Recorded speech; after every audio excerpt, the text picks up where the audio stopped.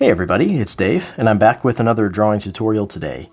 Today I thought I'd focus on the eye, and most specifically I want to show you one technique that I think is very useful for drawing the eye, very important to understand. It's not really so much a technique, I guess, it is just understanding anatomy and how that anatomy works with light. But this is not a technique that I see talked about too often, and I've watched a few eye drawing tutorials that haven't really covered this aspect, and I think it's actually a very important aspect, if not the most important aspect, in practical application. And by that I mean when you're actually using it within a dramatic production, it's important that you understand this one particular element. So let's just jump right in here. So to begin explaining what I'm talking about, I want to just draw an eyeball. I want to start with that. Now, an eyeball is not actually perfectly round, but that's not really terribly important to understand, but it's just worth noting. Now, on the eyeball, let's say I'm going to draw the iris. That's the colored portion of the eye.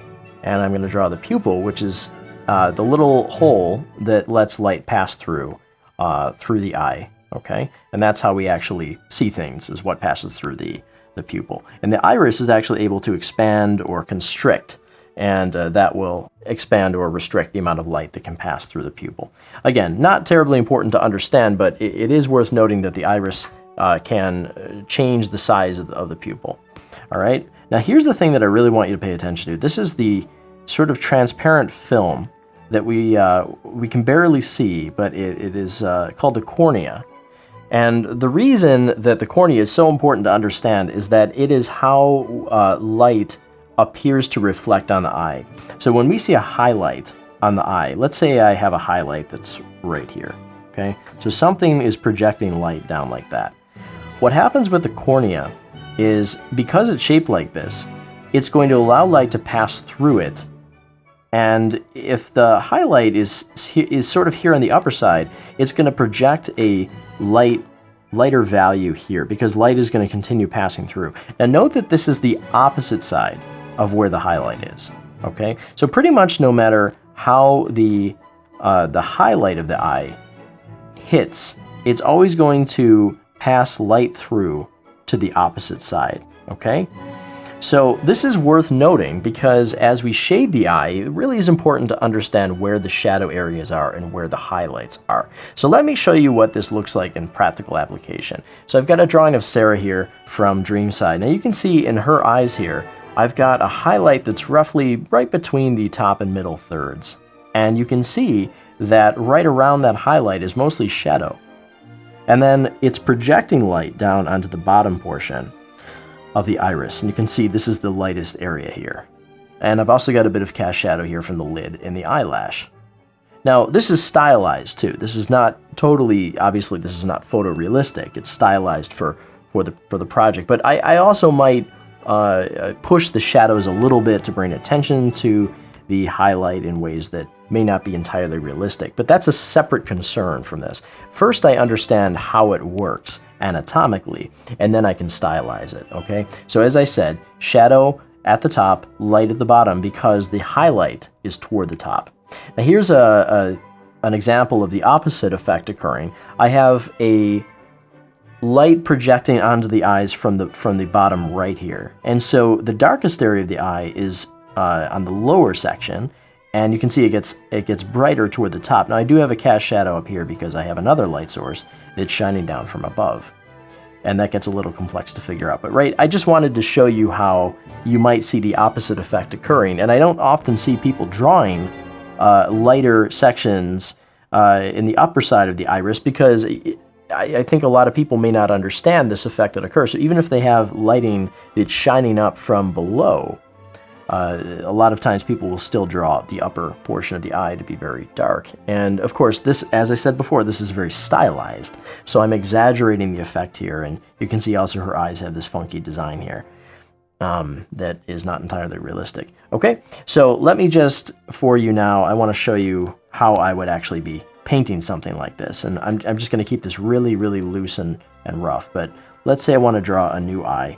Doesn't have to be perfect for this example, but I'm just going to sketch in basically the shape of the eye. Now you know that the ball, as I said, continues it beyond this portion, but we don't have to worry about that so much. Just the ball is going to help us understand where to put things like the fold and the upper lid and It's going to help explain the shape of the skull a little bit, or rather, you should really understand how the skull affects the shape of the eyeball. But that's all stuff for a different lesson. Here I'm just going to sketch in the iris, and there's my pupil. Okay, now let's say I want my highlight to be right around here. So as I showed you before, it's going to project onto the opposite side there. So let me add a little bit of color into this. Let's say we're working with blue eyes here. So I'm going to use probably about a 50% darker value blue. And I'm just going to paint in over the whole thing here, because it's easier for me to just draw the highlight over this. Alright, and then we'll darken the pupil. I don't go totally black with the pupil. I mean, it depends again on the style that I'm working with. If I want to do something that's kind of a film noir or a comic style or something that uses very dark inks, I'll go all the way to black. Alright, and then I'll paint in my highlight here. Alright, and then I'm going to use a very light blue, and I'm going to paint that lit section on the opposite side of the iris from the highlight. And then I also, something I like to do is just put a little hint of light, reflected light, that's on the opening to the pupil here, because that is like a little, it sort of dips in. It's well, I guess look at some anatomical charts and you'll see what I'm talking about. But I like to indicate that it's like a little edge, and so edges tend to receive, especially when they're wet, they tend to receive kind of a sharp little line of highlight. And if you want to have fun with this, you can come in and add little, lit up areas, and I do this a lot in Dreamside. Just again, this is total stylization. It's not really about being realistic, it's about making an appealing image, and that's ultimately what we're trying to achieve. But it's important to know how this stuff works before you go through and try and stylize it. Okay? Again, not worried too much about how this eye looks. I just want to show you this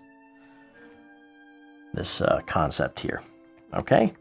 And then from here, of course, you can add your eyelashes and put in a drop shadow, and put some lashes in below, and you can mess with this all you want and make it super pretty. Okay, so I hope this explained this concept to you clearly enough. Just please understand how light drops on the iris, and you're going to be able to draw much, much more realistic and believable eyes. All right, if you have any questions, leave them below, and I will answer them as time permits. Thanks for watching, and we will see you next time.